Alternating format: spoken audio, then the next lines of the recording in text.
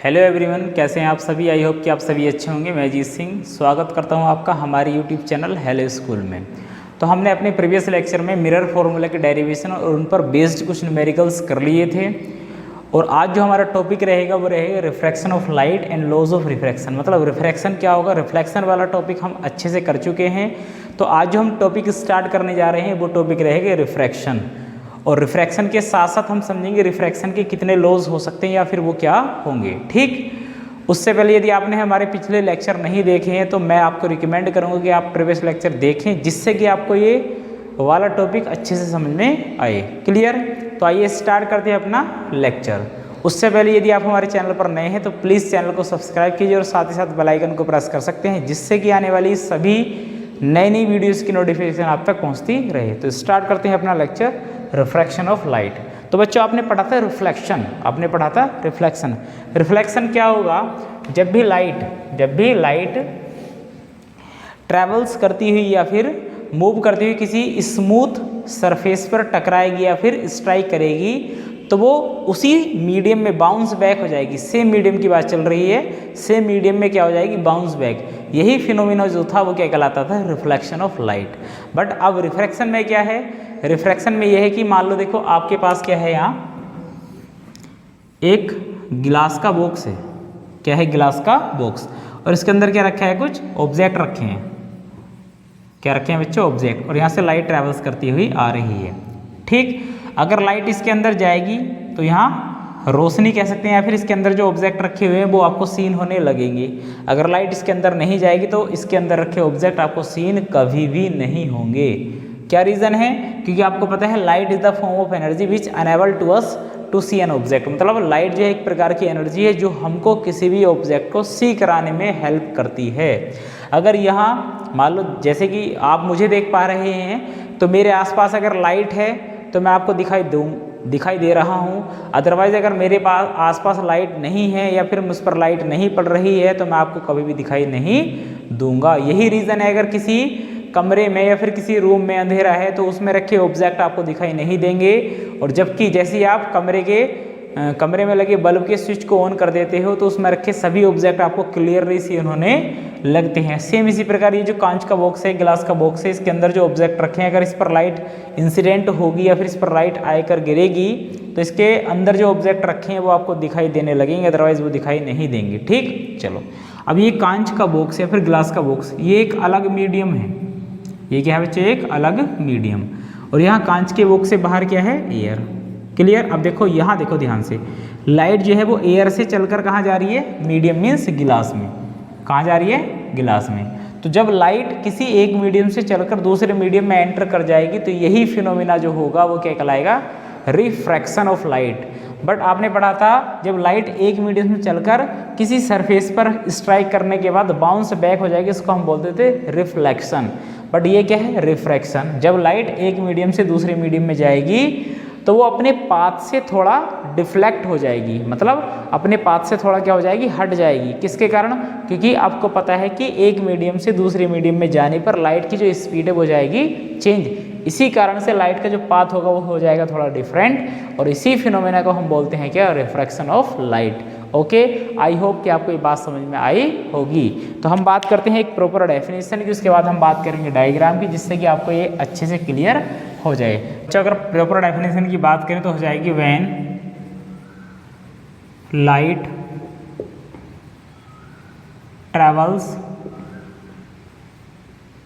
From one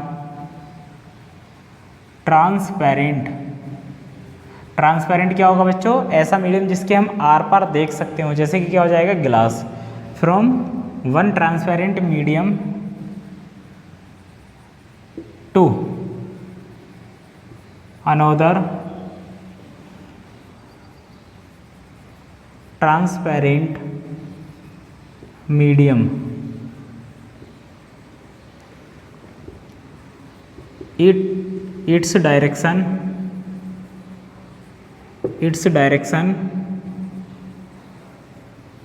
becomes change in the second medium, due to the change in speed of light in second medium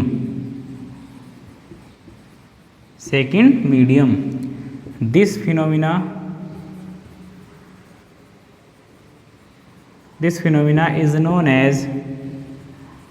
is known as refraction of light। Okay बच्चों, देखो क्या होगा, when light travels from one transparent medium to another transparent medium its direction becomes change in the second medium। मतलब second medium में जाने पर इसकी जो डायरेक्शन होगी वो चेंज हो जाएगी, और इसी फिनोमेना को हम बोलते हैं रिफ्रैक्शन ऑफ लाइट। क्लियर? मैंने अभी आपको बताया था इसकी जो डायरेक्शन चेंज होगी उसका रीज़न क्या होगा, उसका रीज़न होगा स्पीड ऑफ लाइट। मतलब दूसरे मीडियम में जाने पर लाइट की जो स्पीड है वो चेंज हो जाएगी। क्लियर?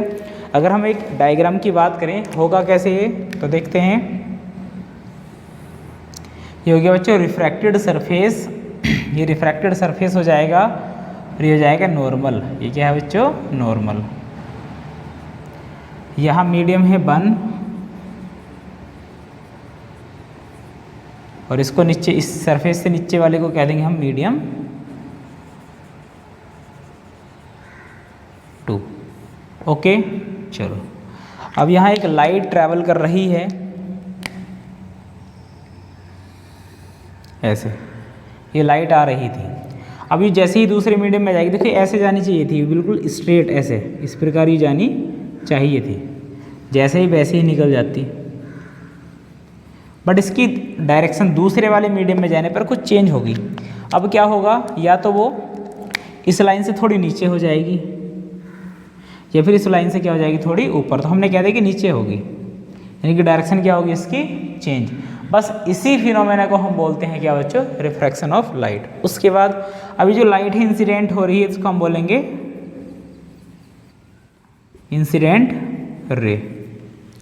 ये है रिफ्रैक्टेड रे। क्या है बच्चों, ये रिफ्रैक्टेड रे। ये है नॉर्मल और ये है रिफ्रैक्टेड सरफेस। क्या है बच्चों, ये रिफ्रैक्टेड सरफेस जिस पर कोई लाइट रे रिफ्रैक्ट होगी। ओके, और यह है पॉइंट ऑफ रिफ्रैक्शन। उसके बाद ये जो नॉर्मल है, इस इंसिडेंट रे के साथ जो एंगल बनाएगा उसको बोलेंगे एंगल ऑफ इंसाइडेंस आई, और ये रिफ्रैक्टेड रे जो है नॉर्मल के साथ जो एंगल बनाएगा उसको बोलेंगे angle of refraction, not reflection, angle of refraction r. Okay, ये बात आपको समझ में आ रही है? चलो अब देखो बच्चों, अब क्या है, ये जो लाइट रे है ये नॉर्मल की ओर बेंड होगी, नॉर्मल की ओर थोड़ा सा झुक गई। अब नॉर्मल से दूर भी हट सकती थी, तो इसका क्या रीज़न है? इसका रीज़न ये है कि ये जो मीडियम है, अब इनमें एक मीडियम क्या हो सकता है, रेयर, और एक मीडियम क्या हो सकता है, डेंसर। तो वो डिपेंड करेगा, जब लाइट रेयर टू डेंसर जाएगी, मतलब रेयर मीडियम से डेंसर मीडियम में जाएगी, तो वो नॉर्मल की ओर बेंड हो जाएगी, मतलब नॉर्मल की ओर को झुक जाएगी। इसके अपोजिट अगर लाइट रे डेंसर टू मीडियम जाएगी तो नॉर्मल से दूर हट जाएगी। ओके, अब रेयर मीडियम क्या होगा, डेंसर मीडियम क्या होगा। मीडियम चलो दो प्रकार के हो गए मीडियम। अगर बात करें तो यहाँ देखेंगे, देखो ये वो मीडियम नहीं है जो मैंने आपको सेकंड या फर्स्ट लेक्चर में पढ़ाए थे, जैसे कि ट्रांसपेरेंट हो गया, ट्रांसल्यूसेंट हो गया, और एक हो गया ओपेक। ये वो मीडियम नहीं है, वो है इन मीडियम पर डिपेंड करने की बात है। तो इस प्रकार के मीडियम में आपको बता रहा हूँ, तो ये दो प्रकार के होंगे, मतलब लाइट कैसे बेंड होगी और लाइट कैसे दूर हटेगी। तो ये दो मीडियम हो गए, एक तो हो गया रेयर और दूसरा हो जाएगा बच्चों डेंसर। क्लियर? अब आपको समझना कैसे है, रेयर मीडियम कौन सा होगा और डेंसर मीडियम क्या होगा। ठीक है बच्चों, तो आपको बिल्कुल इस प्रकार याद रखना है कि जो रेयर मीडियम होगा इसको बोलेंगे हॉट या फिर गर्म, या फिर आपको बिल्कुल इजीली याद रखना है कि ये जो होगा वो हल्का मीडियम होगा। क्या होगा, हल्का। ठीक, और डेंसर मतलब कोल्ड, यानी कि ये क्या हो जाएगा, भारी मीडियम। क्या हो जाएगा, भारी मीडियम। मतलब मेरा कहने का ये है कि जब भी लाइट रेयर मीडियम में एंटर करेगी रेयर मीडियम में एंटर करेगी वो थोड़ी सी उठ जाएगी ऊपर, क्योंकि वहाँ क्या है, वो जाकर उस मीडियम में हल्का महसूस करेगी। कैसा महसूस करेगी? हल्का।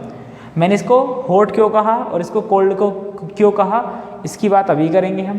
तो आपको केवल ये याद रखना है कि रेयर मीडियम जो होगा वो क्या होगा? हल्का। मतलब जैसे ही लाइट रे रेयर मीडियम में एंटर करेगी तो वो थोड़ा अपने आप को क्या करेगी? हल्का महसूस, और वो क्या हो जाएगी? उठ जाएगी, थोड़ा ऊपर उठ जाएगी, ठीक। बट जैसे ही वो डेंसर मीडियम में एंटर करेगी तो वो अपने आप को थोड़ा भारी महसूस करेगी, तो वो क्या होगा? थोड़ा दब जाएगी, मीन्स नॉर्मल की ओर झुक जाएगी, और यहाँ नॉर्मल की ओर, नॉर्मल से दूर हट जाएगी। चलो, अब हॉट और कोल्ड क्यों कहा? वाटर है आपके पास, एक है हॉट वाटर और एक क्या है? Cold water. तो हॉट वाटर की जो डेंसिटी होगी वो क्या होगी? लेस, और कोल्ड वाटर की जो डेंसिटी होगी वो हो जाएगी हैवी। तो हॉट वाटर होगा हल्का और कोल्ड वाटर क्या होगा? भारी। आई होप कि आपको ये बात समझ में आई होगी और अच्छे से आई होगी। तो आपको याद रखना है, जब भी light ray rare to denser जाएगी, डेंसर में एंटर करेगी तो नॉर्मल की ओर बेंड हो जाएगी, और डेंसर से रेयर में जाएगी तो नॉर्मल से दूर हट जाएगी। क्लियर है बात? तो मैं आपको लिखाई दे रहा हूँ, आप इसको नोट कर लेंगे। तो हम लिखते हैं, देखो यहाँ नोट करके, आप इसको अपने नोट्स में नोट करके लिखेंगे।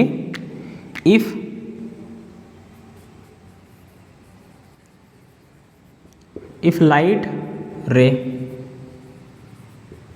Enter from rare to denser, it bends towards normal।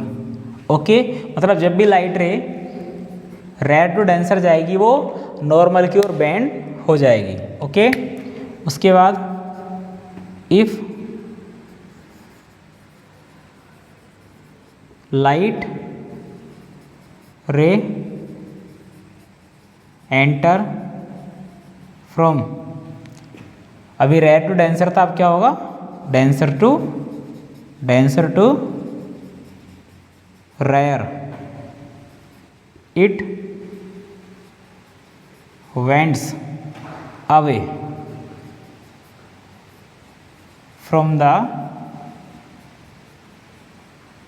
Normal, मतलब ये नॉर्मल से दूर हट जाएगी। ओके, आई होप कि आपको ये बात समझ में आई होगी। तो ये जो रिफ्रैक्शन का टॉपिक था ये हो गया। रिफ्रैक्शन क्या होगा? जब भी लाइट रे किसी एक मीडियम से दूसरे मीडियम में जाकर एंटर करेगी तो अपने पाथ से थोड़ा डिफ्लेक्ट हो जाएगी, या फिर सेकंड मीडियम में जाने पर इसकी डायरेक्शन जो है वो चेंज हो जाएगी।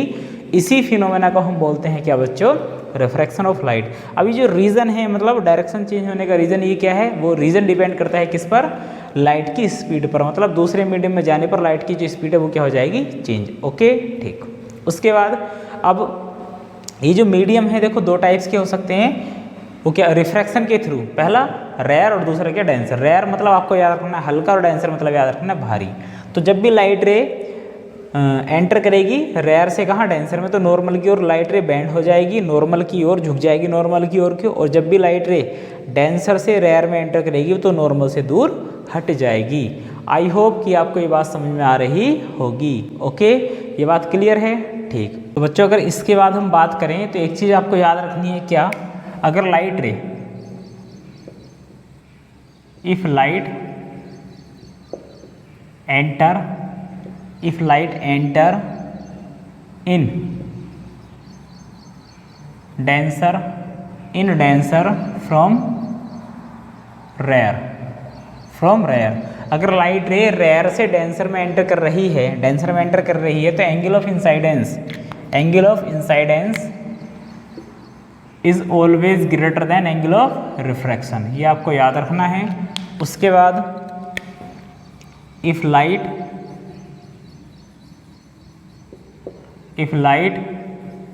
Enter in rarer from denser, अगर वो लाइट जो है वो रेयर से डेंसर में एंटर कर रही है तब एंगल ऑफ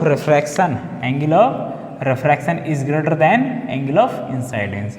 ये बात भी आपको अपने मेमोरी कार्ड में स्टोर करके रखनी है। तो क्या इतनी बात आपको समझ में आ रही है? उसके बाद एक चीज़ आपको और याद रखनी है, वो क्या होगा? देखो, जब रिफ्रैक्शन होगा in the phenomena of refraction, तो सबसे पहली बात, जब लाइट रे एक मीडियम से दूसरे मीडियम में जाएगी तो सबसे पहली बात स्पीड चेंज, स्पीड जो होगी लाइट की वो जाएगी चेंज। ओके, दूसरी बात जो वेवलेंथ होगी लाइट की वो भी क्या हो जाएगी बच्चों, चेंज। ओके, उसके बाद रिफ्रैक्टिव इंडेक्स दोनों मीडियम का क्या रहेगा, अलग अलग। और लास्ट जो बात रहेगी वो क्या होगा, फ्रीक्वेंसी नो चेंज।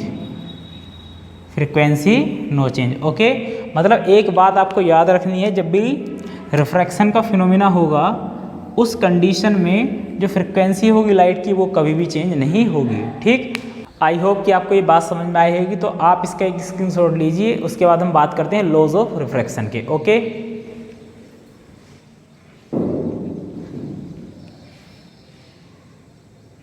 तो बच्चों बात करते हैं लॉज ऑफ रिफ्रैक्शन के कौन कौन से रूल हो सकते हैं और कितने रूल हो सकते हैं। तो सबसे पहली बात, इसके जो रूल हैं वो दो ही हैं, जितने रूल रिफ्लेक्शन ऑफ लाइट के थे उतने ही रूल किसके हैं, रिफ्रैक्शन ऑफ लाइट के। ओके, अगर हम फर्स्ट रूल की बात करें तो आप देख पा रहे होंगे, तो वो क्या होगा, इंसिडेंट रे और refracted ray not reflected, incident ray, refracted ray और normal at the incident point are lie in the same plane, मतलब ये तीनों ही सेम प्लेन में लाई करते हैं। ओके, तो अगर फर्स्ट रूल की हम बात करें तो हो जाएगा